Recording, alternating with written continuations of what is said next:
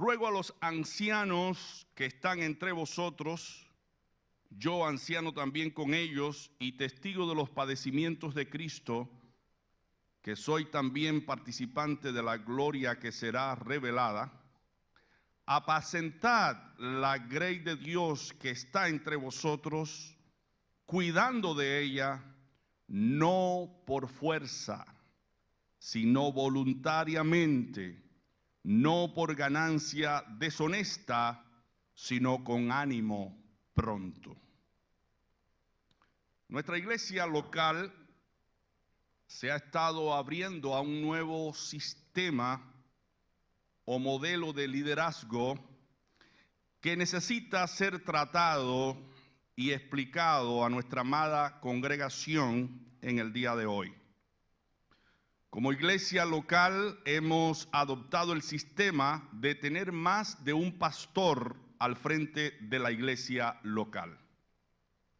Es decir, que ahora tenemos 3 pastores al frente de la iglesia: el pastor Adiel Carcasés, el pastor Víctor Joel Juárez y su servidor Misael Correoso. La iglesia local siempre tendrá un pastor principal, que es el que la dirección de la iglesia asigna a cada iglesia local, pero cada administración, en virtud de la necesidad y también de lo que dice la palabra, puede asignar a pastores que ayuden a ese pastor principal a hacer la obra pastoral del modo que hay que hacerla.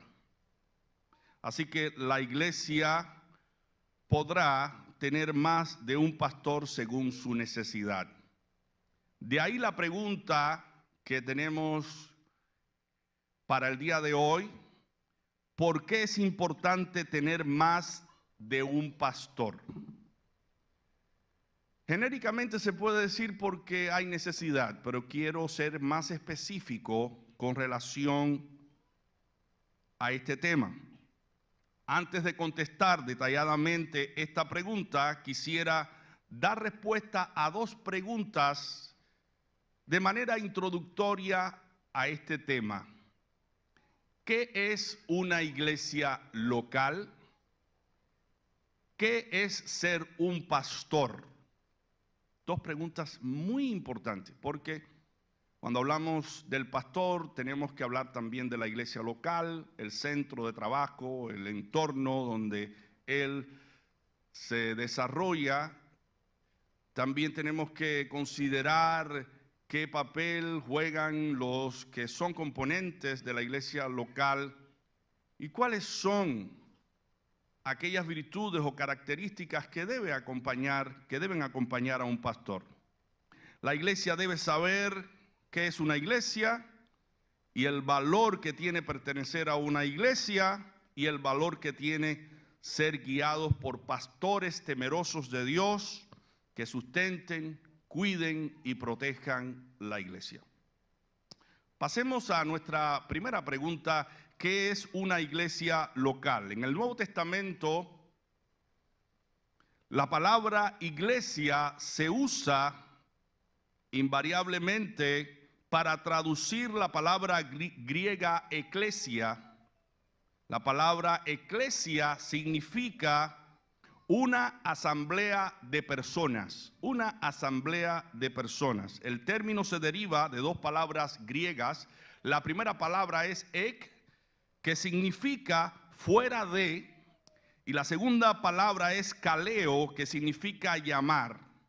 Llamar. Originalmente, los llamados fuera de hace referencia al cuerpo legislativo de ciudadanos de la República Griega llamados de sus comunidades para servir al país. Ahora, este término es aplicado al cuerpo de creyentes del Nuevo Testamento, pero esta palabra tiene un trasfondo mucho más antiguo porque se usó en el Antiguo Testamento, en el Antiguo Pacto con el pueblo de Israel.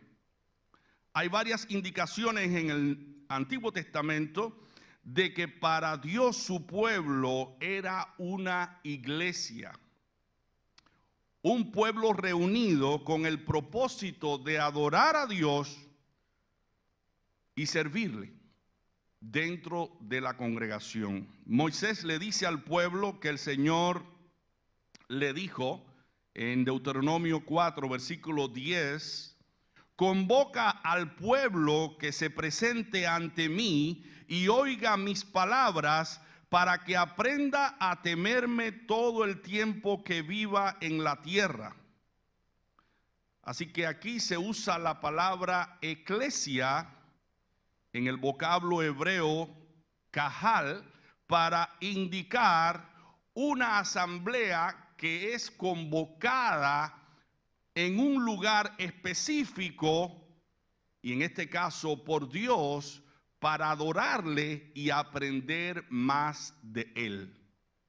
De ahí que diga Hebreos capítulo 10, versículo 25, no dejando de congregarnos, aquí se usa el término eclesia, no dejando de congregarnos como iglesia, como una asamblea de creyentes, como algunos tienen por costumbre, sino exhortándonos, y tanto más cuando veis que aquel día se acerca. Así que uno de los propósitos de nosotros en cuanto a reunirnos es adorar a Dios y exhortarnos los unos a los otros con la palabra de Dios. Dice Hebreos capítulo 3, versículo 13, antes exhortaos los unos a los otros cada día, entre tanto que se dice hoy, para que ninguno de vosotros se endurezca por el engaño del pecado.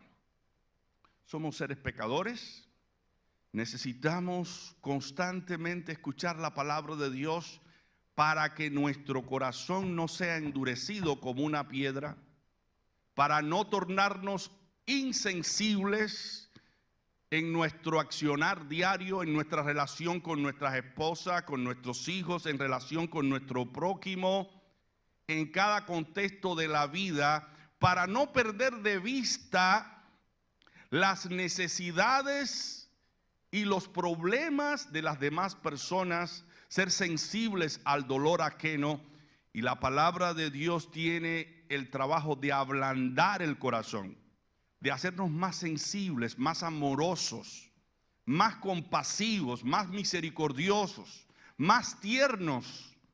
Por eso, cuando una persona recibe el evangelio, cambia su manera de ser. Decía el apóstol Pablo, de modo que el que está en Cristo, nueva criatura es. Las cosas viejas pasaron y aquí todas son hechas nuevas. Es un mejor esposo, es una mejor mujer, es un mejor hijo, es un mejor ciudadano. Ustedes saben por qué. Porque la palabra de Dios tiene la función de lavarnos, limpiarnos de toda suciedad moral, de toda mala costumbre. Y esa palabra, cuando la escuchamos en el templo, nos quebranta, nos transforma, nos llega hasta lo más profundo, nos hace conscientes de nuestros errores, nos permite corregir nuestros malos hábitos, nos alumbra el entendimiento para andar en el mejor camino, en el camino que Dios nos ha trazado. Pero la iglesia tiene una connotación mayor que la de una asamblea de creyentes que se reúnen en un lugar. En el Nuevo Testamento se da la idea de que la iglesia es un cuerpo. Un cuerpo. Un cuerpo está compuesto por muchos miembros, muchos órganos vitales que están unidos, entrelazados unos con otros, de manera que no se pueden separar. El riñón no puede decirle al corazón, no voy a trabajar más contigo. Los pulmones no pueden decirle al cerebro, me voy a parar, voy a dejar de funcionar, voy a dejar de respirar. No. Todos los órganos del cuerpo están entrelazados entre sí. Por eso debemos mirar a la iglesia más que una asamblea que se reúne en un lugar, mirarnos como un cuerpo, como lo interpretó el apóstol Pablo. Resumiendo el concepto de iglesia local, podemos decir que es un cuerpo de creyentes que se reúnen en cierto lugar geográfico para adorar a Dios, estudiar las escrituras, compartir el pan, tener comunión unos con otros para edificarse mutuamente y cumplir la comisión dada por Jesucristo de predicar el evangelio. Esa es la definición de una iglesia local de creyentes. Este es el modelo bíblico del Nuevo Testamento. En Hechos capítulo 2, versículo 42, dice la Escritura que los primeros creyentes perseveraban en la doctrina de los apóstoles, en la comunión unos con otros, en el partimiento del pan y en las oraciones. De hecho, eso es lo que hacemos cada sábado cuando nos reunimos como iglesia. Compartimos los alimentos en el comedor. Traemos. ¿Cómo yo puedo bendecir a mis hermanos con mi arte culinario? ¿Cómo yo puedo traer una comida que represente mi cultura, que represente mi familia y compartirla con mis hermanos? Es la capacidad de aprender a no ser egoístas, a compartir con otros lo que tenemos. El tener comunión unos con otros, el saludarnos, el abrazarnos, el conversar unos con otros, el alentarnos y consolarnos unos a otros. Eso habla mucho de la iglesia. El orar los unos por los otros cuando nos congregamos como iglesia. El leer la palabra, estudiar la palabra, porque ella es útil para instruir, para corregir, para redarguir en justicia, para que seamos mejores personas. Eso es lo que hace la iglesia. Aunque pertenecemos a la iglesia universal, que representa a todos los salvados de todos los tiempos, somos miembros los unos de los otros en un cuerpo local de creyentes que se reúnen periódicamente para servir a Dios y a los hermanos de la iglesia con sus dones y talentos. Cristo da por sentado la existencia de este cuerpo local. Vayamos a Mateo capítulo 18, del 15 al 17. Allí Cristo está tratando un problema que hay entre dos hermanos que tienen desacuerdo por algo. Y Él está anticipando este escenario para que la iglesia esté preparada, para que todos colaboremos con la reconciliación, porque somos llamados a reconciliarnos unos con otros, porque el mensaje que predicamos es el mensaje de la reconciliación, no es el mensaje de la enemistad, sino el mensaje de la reconciliación, porque si siendo nosotros enemigos, Cristo murió por nosotros, siendo enemigos de Él, y nos reconcilió con el Padre, ¿cómo nosotros no haremos también lo mismo cuando hayan dos hermanos que tengan diferencias? ¿Cómo nosotros no ayudaremos para que esos hermanos se reconcilien? Porque si siendo nosotros enemigos de Dios, Cristo nos reconcilió con el Padre, ahora tu deber y mi deber es vivir reconciliados con nuestros hermanos y ayudar a establecer la paz donde esté la discordia. Entonces Cristo da por sentado la existencia de la iglesia cuando habla de este escenario. En Mateo 18 del 15 al 17 dice: por tanto, si tu hermano peca contra ti, ve y repréndele estando tú y él solos. Si te oyere, has ganado a tu hermano. Mas si no te oyere, toma aún contigo a uno o dos, para que en boca de 2 o 3 testigos conste toda palabra. Si no los oyere a ellos, dilo a la iglesia, y si no oyere a la iglesia, tenle por gentil y publicano. Mi hermano, yo no puedo ser excluido de una iglesia local sin haber sido incluido previamente. Y lo que Cristo está diciendo aquí es, ¿qué trato le vamos a dar a una persona que persiste en pecar y no reconciliarse? Y el Señor está diciendo, bueno, ve y habla con él tú solo. Si él te escucha y cambia, pide perdón, has ganado a tu hermano. Pero si tu hermano no recapacita, bueno, llama a 2 o 3 testigos para que ayuden a la reconciliación. Pero si estos no son escuchados por el hermano que persiste en pecar, dice Cristo, dilo a la iglesia. ¿A qué iglesia?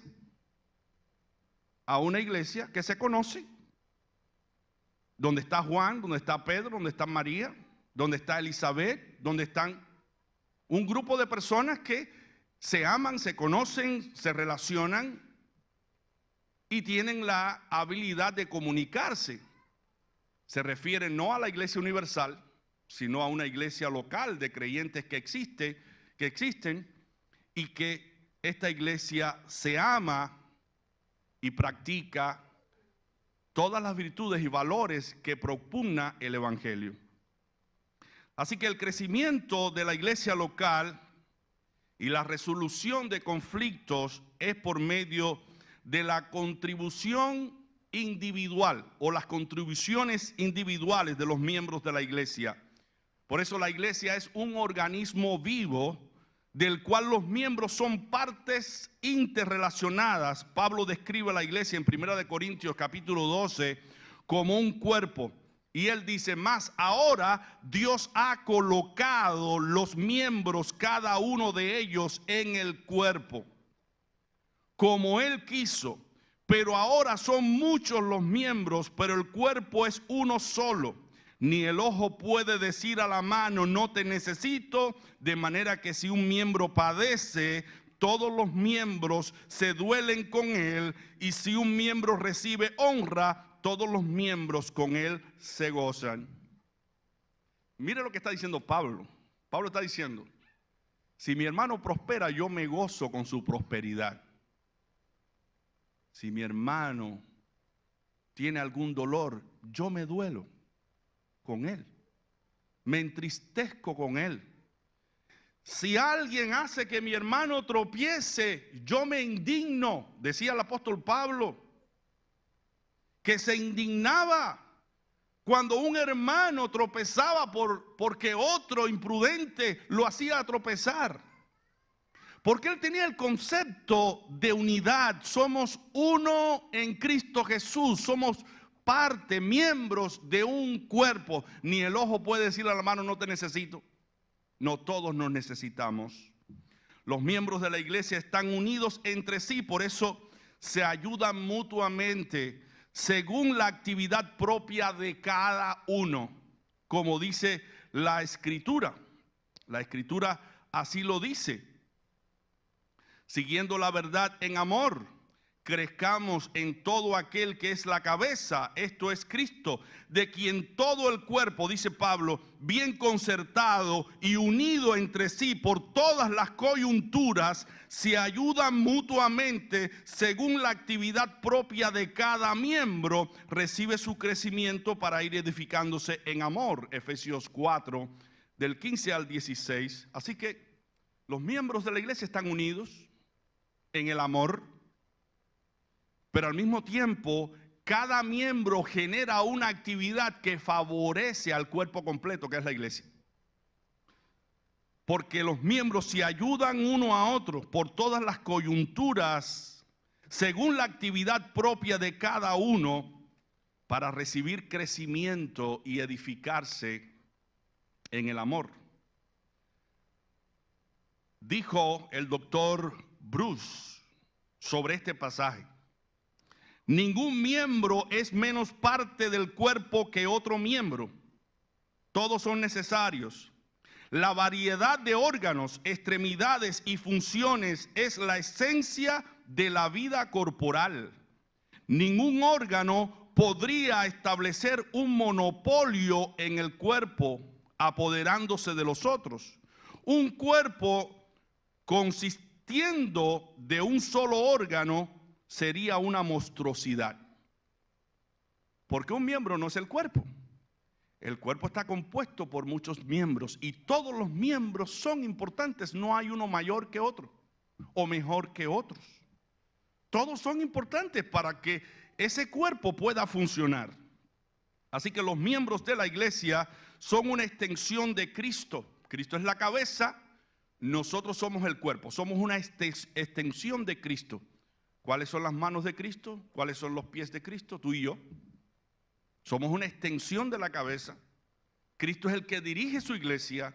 Ha puesto pastores, ha puesto ancianos, ha puesto líderes, pero Él es el gran pastor que apacienta a la iglesia con su palabra. De hecho, es lo que hacen los pastores, lo que hacemos los pastores, es predicar la palabra de Cristo para apacentar la grey del Señor.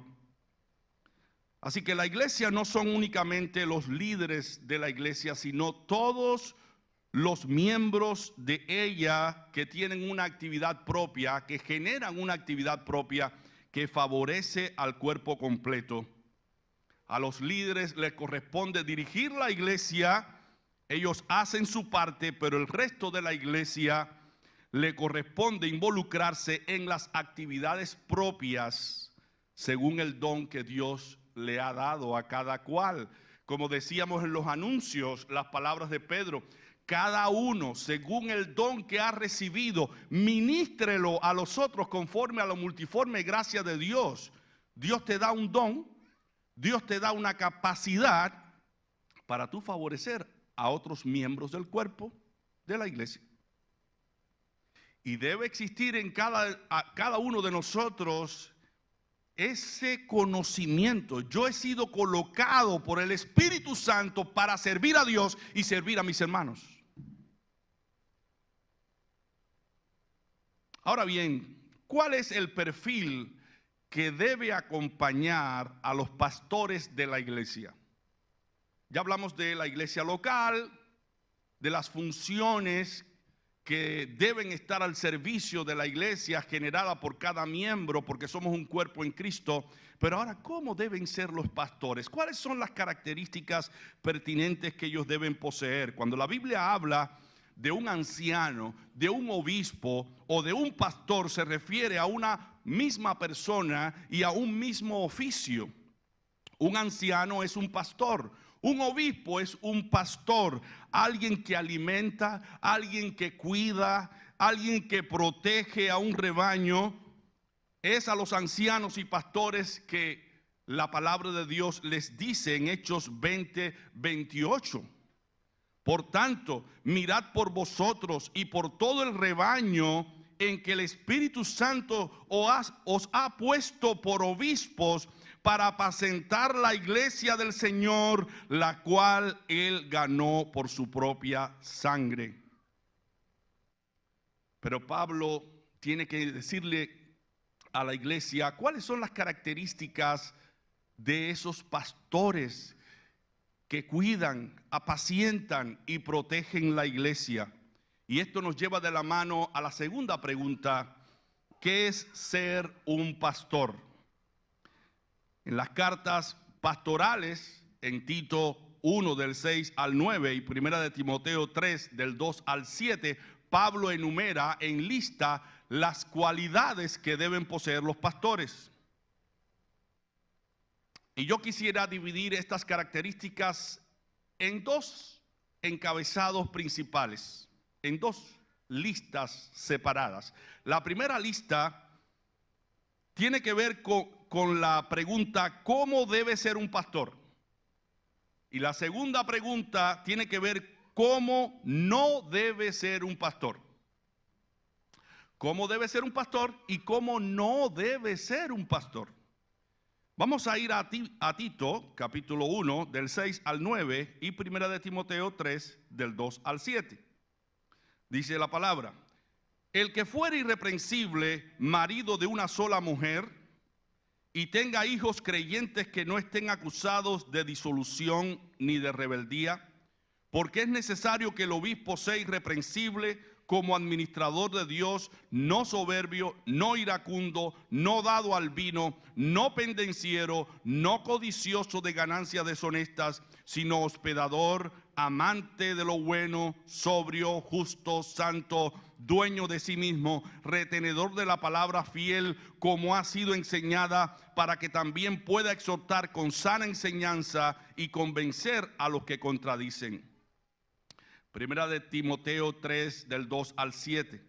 Pero es necesario que el obispo sea irreprensible, marido de una sola mujer, sobrio, prudente, decoroso, hospedador, apto para enseñar, no dado al vino, no pendenciero, no codicioso de ganancias deshonestas, sino amable, apacible, no avaro, que gobierne bien su casa, que tenga a los hijos en sujeción con toda honestidad. Pues el que no sabe gobernar su propia casa, ¿cómo cuidará de la iglesia de Dios? No un neófito, no sea que envaneciéndose caiga en la condenación del diablo. También es necesario que tenga buen testimonio de los de afuera, para que no caiga en descrédito o en lazo del diablo. Así que el pastor, como líder espiritual, debe encarnar los valores y principios que profesa, siendo un ejemplo de la grey, de la congregación. Y vamos a distinguir en dos grupos, a seleccionar aspectos que tienen que ver con las características del pastor en dos grupos, como les dije.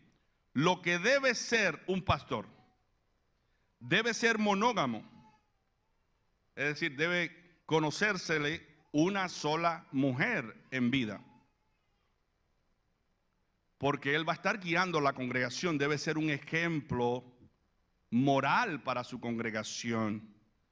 Y si es soltero, de igual manera debe ser moralmente íntegro, leal, fiel, alejado de toda inmoralidad sexual. Número 2, ser sobrio, prudente. Debe tener altas normas de rectitud, justicia y equidad, equilibrado en toda su conducta y testimonio, alguien que es reservado y que tiene disciplina sobre sí mismo. Debe ser hospedador. Número 3, hospedador. Un pastor está constantemente recibiendo visitas, delegaciones, y debe distinguirse por su servicio y amor hacia sus hermanos. Número 4, ser apto para enseñar. Debe tener un conocimiento profundo y amplio de las Escrituras para enseñar las doctrinas básicas que necesita la iglesia. Y debe ser una persona dedicada al estudio, al adquirir conocimiento, empaparse cada día más de la palabra de Dios diariamente. Debe sacar tiempo para estudiar como hace alguien que busca algo que no está en la superficie, sino algo que está en lo profundo. Ahí dice la palabra escudriñar las Escrituras, es decir, indagar, profundizar, sacar el sentido de las Escrituras para exponerlo y aplicarlo a los que escuchan la palabra de Dios. Debe ser una persona conocedora de las Escrituras, como dice la Escritura, que ella debe ser escudriñada para comunicar el testimonio de Cristo a los que escuchan el Evangelio. También debe ser una persona apacible, una persona llena de paz en lugar de contención y pelea. Para los griegos era alguien que se abstenía de contención cuando era provocado y agraviado. Así que el pastor no es una persona que gusta pleitear o discutir. Es una persona tranquila, llena de paz, ecuanimidad. También debe ser líder de su casa. El hogar del pastor debe ser una atmósfera agradable, donde los hijos y la esposa estén en sujeción, donde hay un ambiente cristiano y donde el testimonio tanto del pastor como de su familia sea un ejemplo para el resto de la congregación. Como dijera alguien, una familia bien ordenada y disciplinada influye más a favor del cristianismo que todos los sermones que se puedan predicar. Así que lo dice la Escritura, que si no sabes gobernar tu casa, no podrás tampoco gobernar la grey de Dios, la congregación de Dios. Y debe ser también una persona de buen testimonio. El pastor es una figura pública, su influencia va más allá de la congregación y debe tener buen testimonio de los vecinos y también de la iglesia. Cada hermano debe testificar de él que es un ejemplo a seguir. Ya vimos lo que debe ser un pastor, ahora veamos lo que no debe ser un pastor. No debe ser un novato, es decir, un aprendiz, alguien con poca experiencia o nuevo en el evangelio. Porque hay situaciones, hay presiones en el pastorado que pueden en algún momento incitar a esa persona a la violencia, y esa persona debe ser una persona ecuánime. No debe ser codicioso. Número 2, alguien dado a desear ganancias deshonestas. Un pastor con un amor desmedido hacia el dinero y las cosas materiales puede arruinar completamente su ministerio. El pastor debe cuidarse de la codicia y evitar entregarse a la tarea de ganar dinero por medios deshonestos. Número 3, no debe ser una persona soberbia, una persona explosiva en el carácter, una persona prepotente, una persona orgullosa. Cada pastor debiera tener presente la oración de David. David oraba de esta manera: preserva también a tu siervo de la soberbia, que no se enseñoreen de mí. Entonces seré íntegro y estaré libre de gran condenación. Salmo 19, versículo 13. Número 4. No debe ser pendenciero, amigo de los pleitos y las discusiones. Pendenciero es el calificativo que se le da a una persona que procura a toda costa tener pleitos con otros. Algo que no debe ser parte del carácter de un pastor. Debe ser una persona pacífica. Por eso dice la Escritura que no debe ser una persona iracunda. En quinto lugar, alguien que se enoja fácilmente, alguien que por cualquier razón se enoja o pleitea porque presupone que tiene la razón en todo. Bueno, estas son todas las características que deben acompañar a un pastor.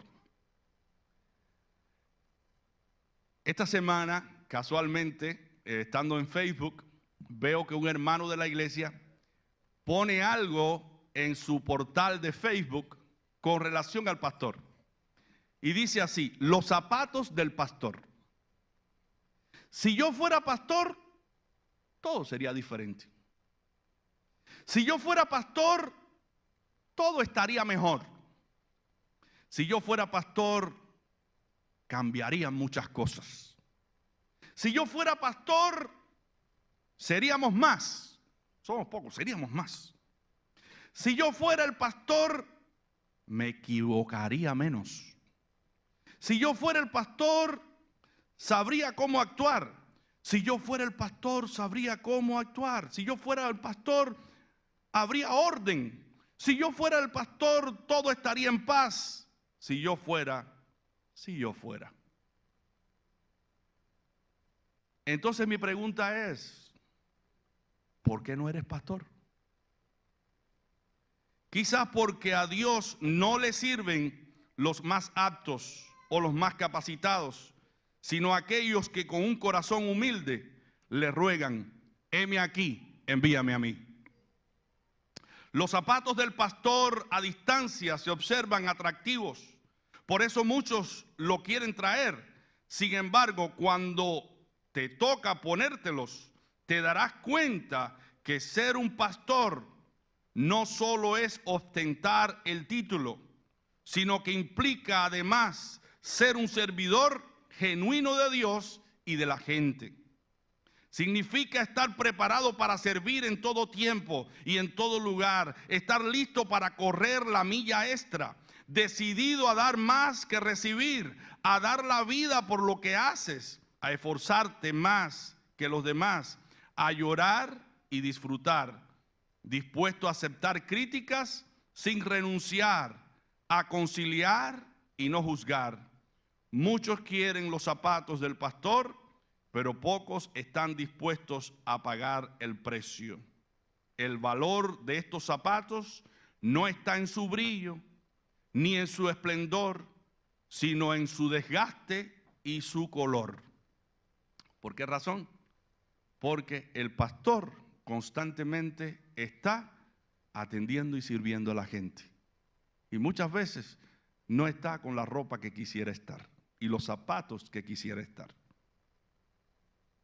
La próxima vez que los veas, dice el artículo, que veas a los pastores, te invito a valorarlos.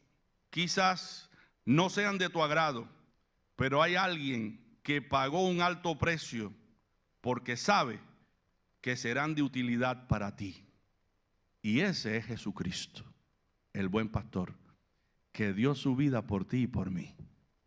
Y los pastores estamos llamados a dar la vida por las personas. Ahora pasamos a la última pregunta. ¿Por qué es importante tener más de un pastor? Ya vimos qué es una iglesia local, qué es ser un pastor. Ahora, ¿por qué esta iglesia necesita más de un pastor? Yo le voy a explicar por qué. En muchas iglesias locales existe la tradición de tener solamente a un pastor principal. Sin embargo, hay varias razones importantes por las que se deben tener en cuenta usar varios pastores. La primera es que nos permite distribuir la carga de trabajo. Es mucha la carga de trabajo de los pastores. El ministerio pastoral implica una gran variedad de responsabilidades y tareas que resultan muy pesadas para una sola persona. Tener más de un pastor permite distribuir estas responsabilidades de manera más equitativa. Un pastor puede enfocarse en la predicación y la enseñanza, mientras que otro se dedica a la consejería y el cuidado pastoral. Diferentes pastores pueden supervisar distintos ministerios de la iglesia, como el ministerio juvenil, el ministerio de la familia, etc. Número 2. Nos permite tener una diversidad de dones y talentos. Cada pastor tiene sus propios talentos, sus propios dones y áreas de experiencia. Tener múltiples pastores permite a la iglesia beneficiarse de sus habilidades. Un pastor puede tener un don para la enseñanza bíblica profunda, mientras que otro se puede destacar en la evangelización.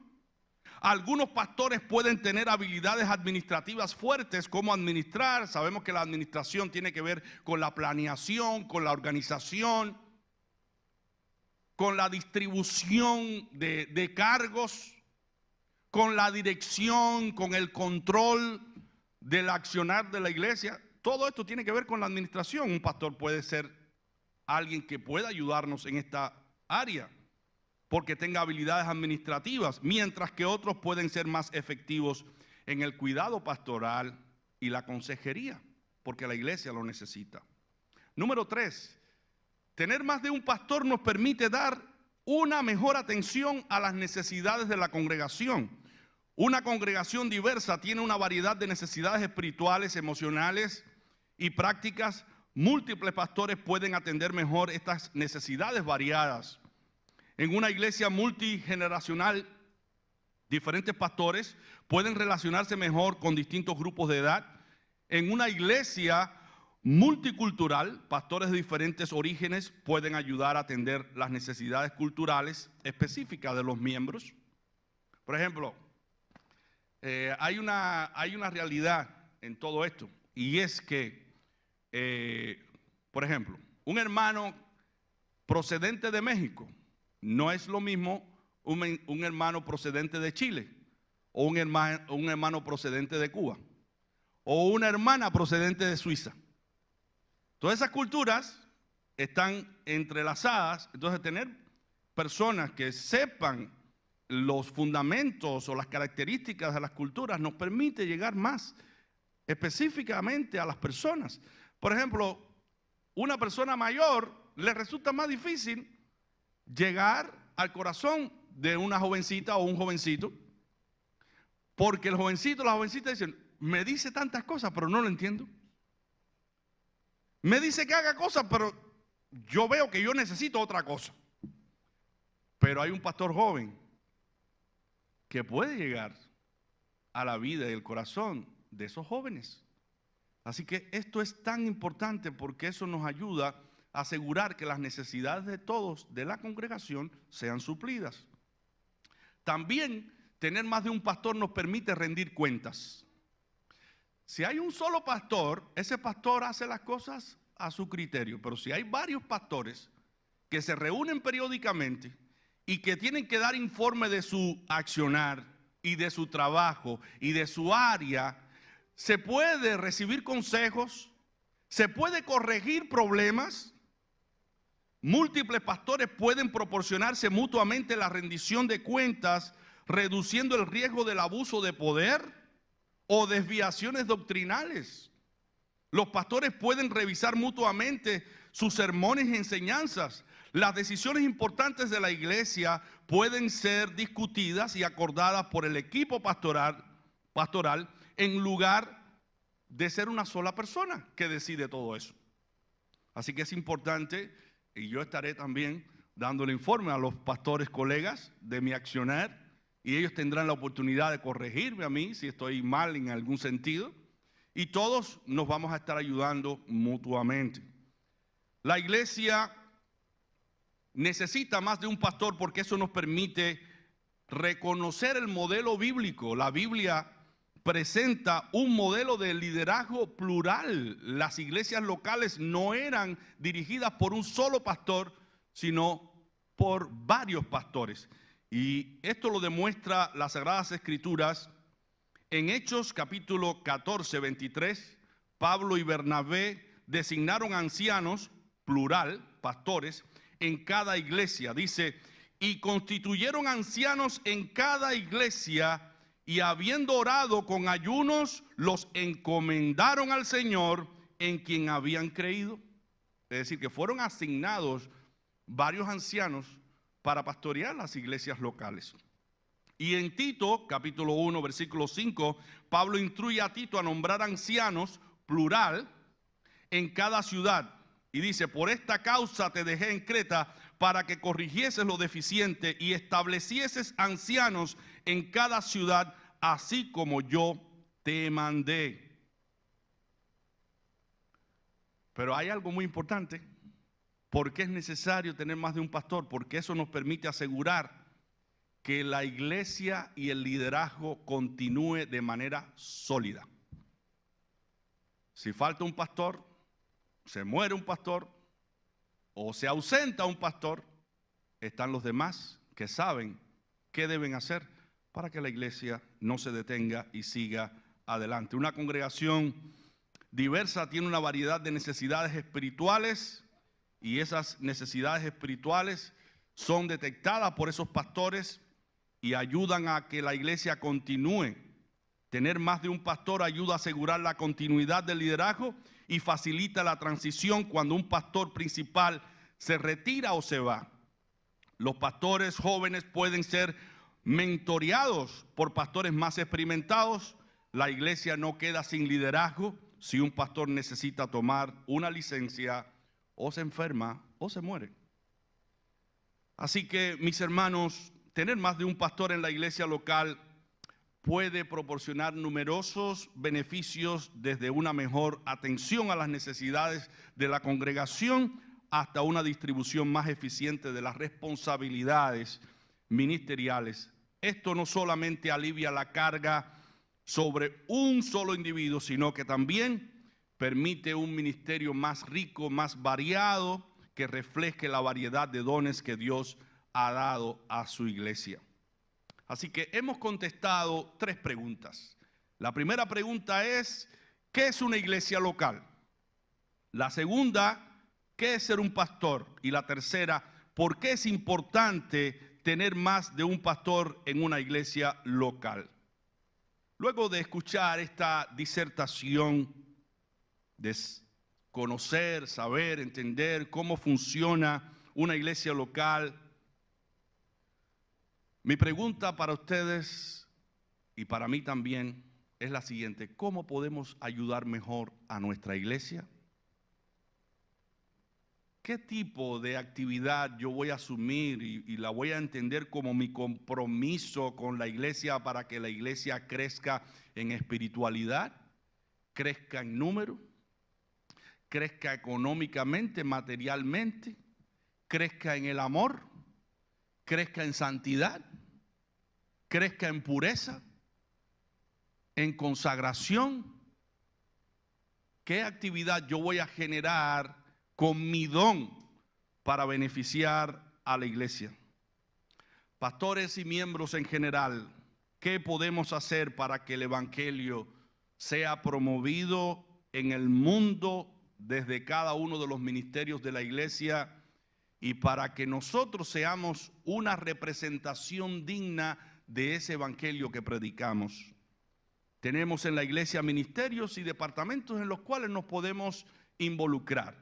Está el ministerio de evangelización, el ministerio pastoral, el ministerio de la música, el ministerio de la familia, ministerio de la juventud, ministerio de crecimiento espiritual, departamentos de caballeros, de damas, el departamento infantil, departamento de administración y finanzas, departamento de ayuda al necesitado. Me cautiva mucho una frase de un himno que cantamos: nunca esperes el momento de una gran acción, ni que lejos pueda ir tu luz. De la vida a los pequeños actos da atención, brilla en el sitio donde estés. Allí donde Dios te ha colocado a ti y me ha colocado a mí, hagamos que la luz del evangelio brille. No estemos ambicionando hacer cosas grandes, sino cosas pequeñas, pero hacerlas con amor para Dios. Y si somos fieles en lo pequeño, también seremos fieles en lo grande. Nosotros, hermanos, administrativamente hemos acogido el modelo de liderazgo plural para lograr mejor satisfacer las necesidades de nuestros hermanos y esperamos, con la ayuda de Dios, realizar un mejor trabajo. Pedimos a la iglesia que ore por nosotros, que nos apoye, para que tengamos siempre pastores fieles, que llenen estos perfiles, pastores que puedan cuidar la iglesia de Dios, y para que tengamos también hermanos, miembros de la iglesia, activos, involucrados, comprometidos, para que el nombre de Dios sea glorificado. Tú y yo hemos sido colocados en el cuerpo con una misión. Dios nos trajo al cuerpo precisamente para entender cuál es el propósito de la iglesia, que es la de adorar a Dios y hacer que muchos vengan al conocimiento de la verdad a través de nuestros dones y de nuestros talentos, sirviéndonos unos a otros, amándonos los unos a los otros, ayudándonos los unos a los otros, para que la iglesia siga en su crecimiento sólido y no falte hermano sin que pueda sentirse feliz, porque tenga hermanos y hermanas amorosos que sirven al Señor y que están dispuestos a ayudar a la iglesia en su crecimiento. Mi hermano, Dios te necesita a ti en la tierra para que muchos vengan al conocimiento de la verdad. Y dice la Escritura: id por todo el mundo, haced discípulos a todas las naciones, predicando el evangelio, haced discípulos a todos y enseñándoles todas las cosas que os he mandado. Él pudiera mandar ángeles para predicar, Él pudiera mandar ángeles para que sean un ejemplo de cristiandad, pero Dios nos ha colocado a nosotros, nos ha enviado a nosotros para que otros conozcan el evangelio a través de nuestra predicación y a través de nuestro testimonio. Así que veámonos a nosotros mismos y digamos: yo soy un órgano vital del cuerpo de Cristo. Yo tengo que estar en actividad, tengo que estar en servicio. Dios me ha llamado para algo y voy a cumplir con esa misión. Dios me ha dado talentos, dones para verterlo en la iglesia y ayudar a que la iglesia siga su crecimiento. Pero eso no es posible si nosotros no formamos parte activa del cuerpo de Cristo, que es la iglesia. Así que la voluntad de Dios es que tengamos una congregación activa, comprometida y dispuesta a contribuir, y pastores celosos que amen a la congregación, que cuiden y protejan a la congregación, impartan la palabra con poder y que sean un testimonio a la congregación y al mundo del poder del evangelio. Que Dios les bendiga, mis hermanos, y esta exposición sirva de preámbulo para tener una iglesia con todos los componentes vitales y necesarios para que la iglesia dé su último testimonio al mundo y nuestra iglesia local siga su crecimiento, siga en aumento para la honra y gloria de Dios. Pongámonos de pie. Vamos a pedirle al Señor que nos ayude a entender que Él nos ha llamado para cumplir con la misión de predicar el evangelio y servirnos los unos a los otros. Y desde tu asiento dile: Señor, hazme más consciente de esa realidad. Yo soy un componente vital del cuerpo. Oremos. Amante Padre, nos acercamos a ti, Señor, humillados en tu presencia, reconociendo que somos tus hijos, reconociendo que tú nos llamaste a formar parte de tu iglesia. Y como miembros de esta iglesia, según el don que tú nos has dado, debemos servirnos los unos a los otros. Debemos proyectarnos al mundo para dar el último testimonio que necesita este mundo. Cumpliéndose la palabra, este evangelio sería predicado en todo el mundo para testimonio a los gentiles y luego vendrá el fin. Sabemos, Señor, que el mundo se acaba. Sabemos que el mundo llegará a su fin cuando tú vengas, y tú nos has mandado a predicar el evangelio a todas partes. Permítenos como iglesia hacerlo, cumplir con este mandato, cumplir no solamente de labios, sino también de conducta, que podamos reflejar la eficacia de tu evangelio en el modo en que vivimos en este mundo. Ayúdanos a ser mejores padres, mejores hijos, esposos, esposas, mejores ciudadanos, mejores cristianos, cristianos que asumen la responsabilidad de servirte en amor junto a otros hermanos, que se ministran unos a otros, se exhortan unos a otros, para que sigan creciendo en el amor. Prepáranos para ese encuentro glorioso cuando tú vengas a buscar a tu iglesia, y que podamos, Señor, estar listos para ese encuentro, y que la iglesia siga desarrollándose, siga creciendo para honra y gloria de tu nombre. Gracias por llamarnos, gracias por tenernos aquí y darnos la oportunidad de hacer tu obra en la tierra.